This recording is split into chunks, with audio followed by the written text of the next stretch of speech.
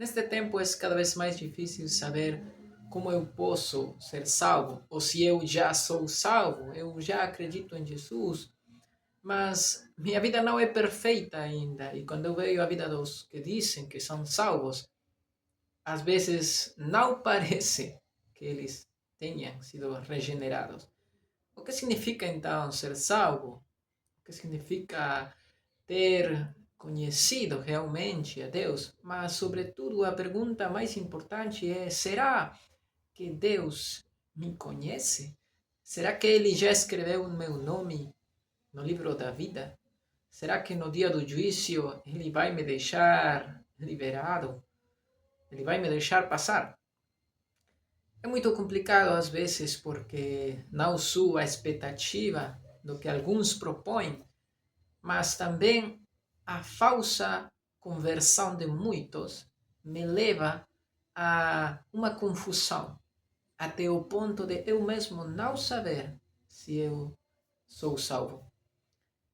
Eu vou fazer um paralelo aqui com algumas histórias da Bíblia e mencionar muitos versos para que você possa ter um sustento maior. Existe uma parábola que bem poderia ser uma história real, a parábola do filho pródigo. Aqui Jesus diz que um pai tinha dois filhos. Um deles era muito obediente e fazia tudo o que seu pai mandava, mas o outro era muito rebelde. Um dia, o filho rebelde vai e diz a seu pai: "Oh pai, eu quero ir embora, você me dá tudo o que me pertence, minha herança." O pai ainda não tinha morto, então isso era como algo muito forte, sabe? Porque ele estava desejando que seu pai morra de uma vez, porque só nesse contexto ele poderia obter sua herança. Mas ele vai e lhe diz a seu pai: "Olha, eu só quero minha herança, quero ir embora, não gosto mais de tua casa nem de tua presença." A Bíblia diz que seu pai lhe dá a parte da sua herança e ele vai embora. E ele mal gasta tudo o que seu pai lhe dá em prostitutas, diz a Bíblia, e em todo tipo de práticas imorais. Ele leva uma vida extrema, sabe? Uma vida totalmente perdida.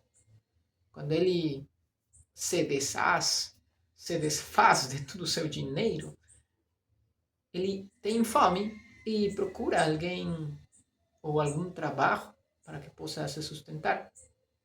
Quando ele encontra aí um homem que tinha porcos, ele vai e lhe pergunta se podia trabalhar cuidando dos seus porcos. A Bíblia diz que ele tinha tanta fome que ele desejava a comida que os porcos estavam comendo.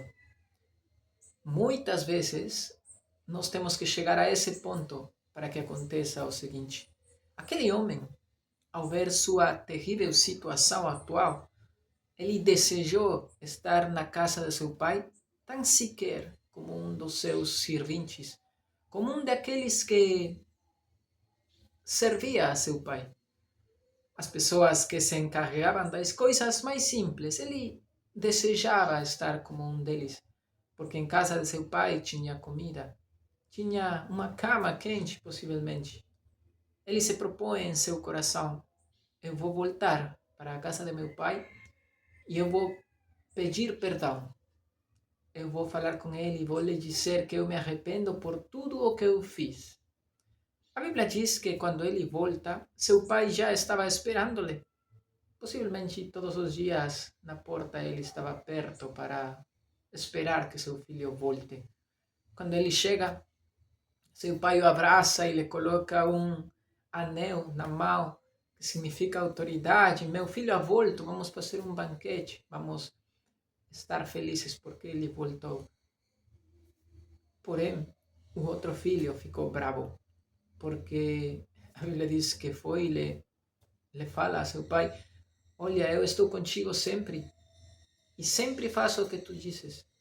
E tu nunca fizeste alguma coisa, algum negócio para eu celebrar. A verdade é aqui um parênteses muito rápido. Ele não estava sendo completamente sincero. Ele nem sempre fazia o que seu pai diz, certo? Quem pode ser obediente ao 100%? No fundo, ele sabia que não era sincero, mas ele só queria procurar algum tipo de interesse próprio a partir da inveja. Ele queria procurar alguma coisa para ele, reconhecimento, alguma coisa.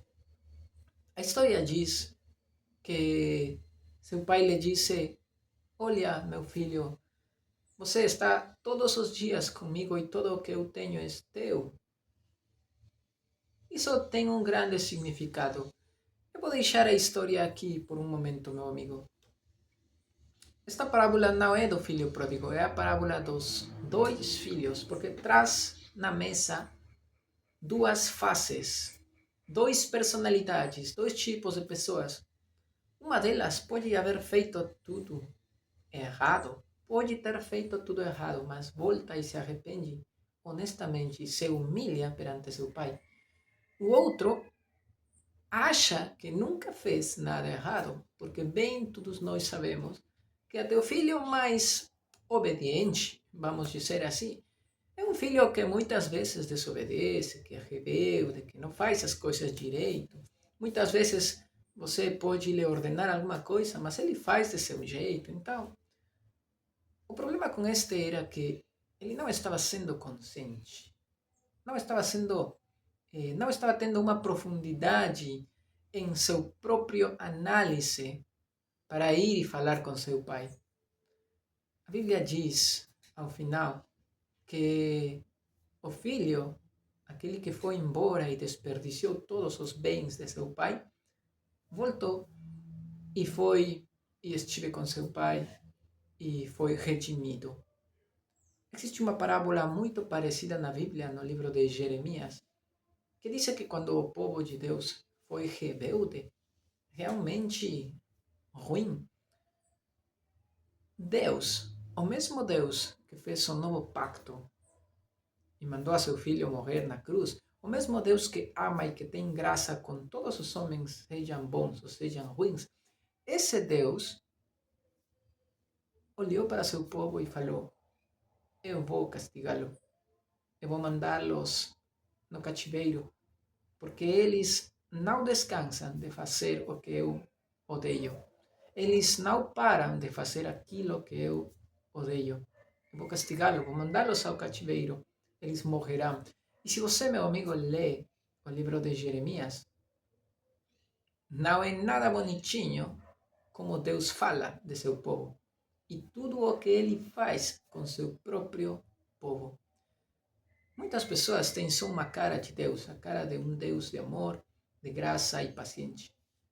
Mas é preciso que as pessoas comecem a ler o Antigo Testamento, livros como Jeremias, livros como Lamentações, onde possam ver o que Deus também faz com seu próprio povo, não com os ímpios. Existem muitas histórias nas quais Deus trata com os ímpios, mas aqui nós podemos ver como Deus trata com seu próprio povo. Ele mata até os últimos dos bebês, dos animais e tudo. A Bíblia diz que quando os levam no cativeiro, eles sofrem. E em seu sofrimento, eles desejam voltar-se para Deus.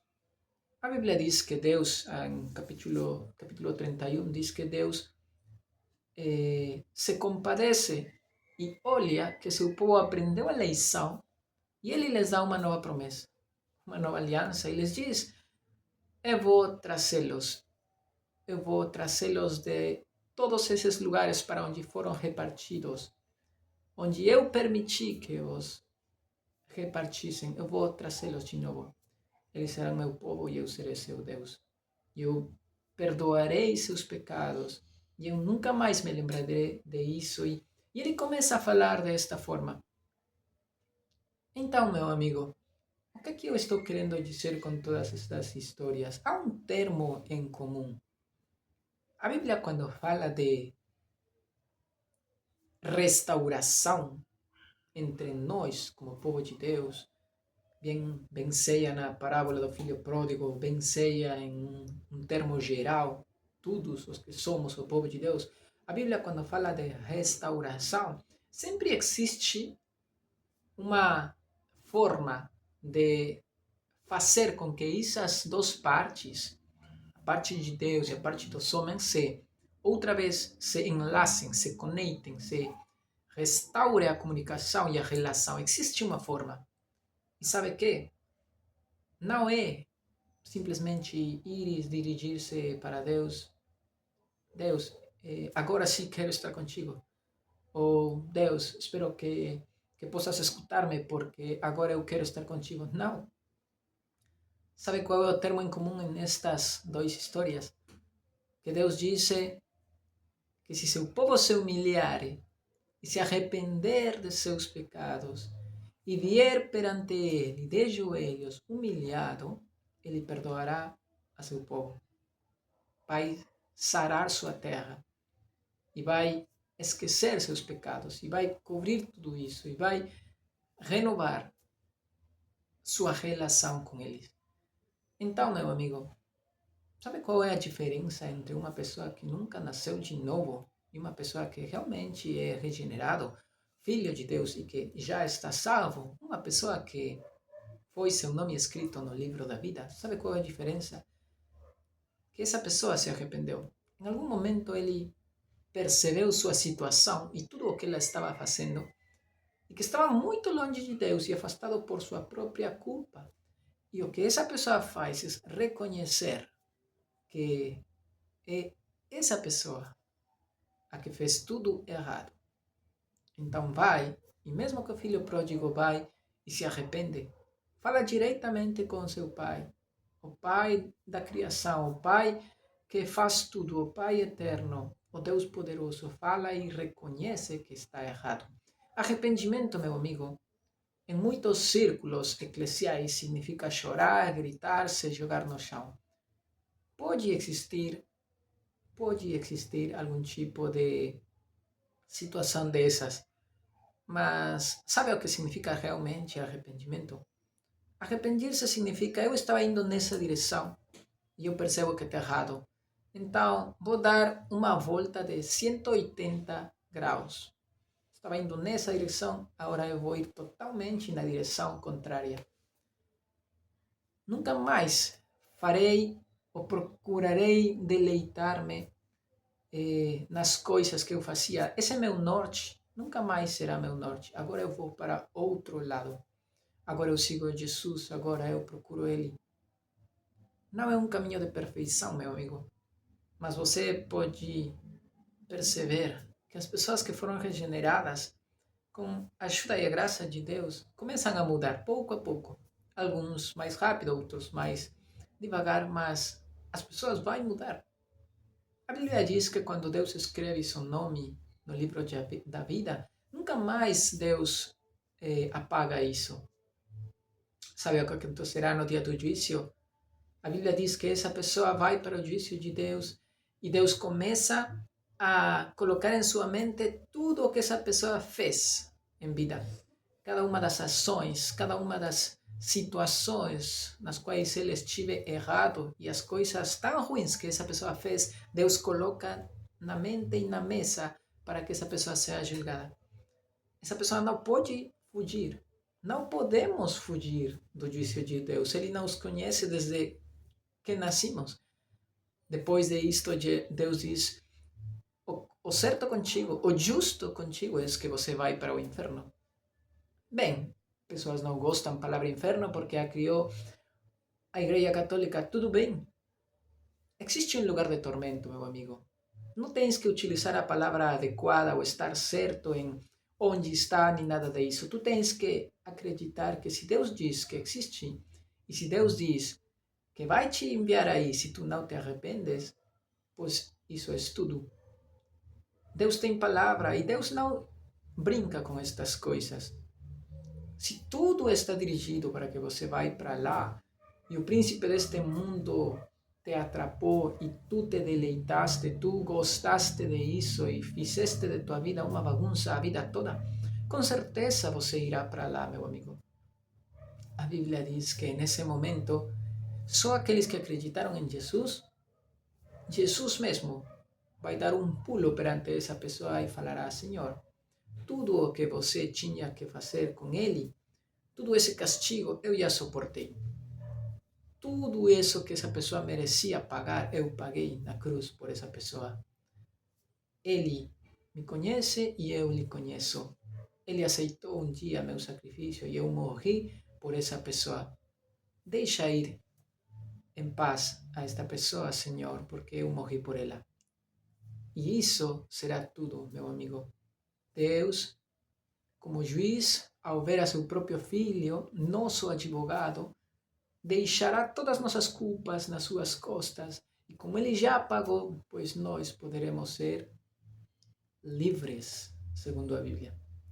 É isso que vai acontecer lá depois de sua morte. Porque a Bíblia diz em Hebreus 9:27 que depois da morte, diretamente, rapidamente, você vai para o juízo de Deus. Não haverá reencarnação, não haverá purgatório, não haverá segundas oportunidades. Você morre e vai para o juízo. Muitas vezes é triste que pessoas que estão passando por momentos complicados economicamente, ou sofrem algum acidente, algum familiar morre, ou elas pegam algum tipo de doença, só aí procuram a Deus. E muitos nem assim mesmo procurarão a Deus. Mas eu lhe convido, meu amigo, se você entendeu esta mensagem, reconcilie-se com Deus, se arrependa, humilhe-se, como fez o filho pródigo. Nada gosta mais Deus do que um coração humilhado, sincero, que reconhece suas culpas. É aí onde Deus pode agir e agir poderosamente para dar uma regeneração e salvação de sua alma pela eternidade. Deus o abençoe.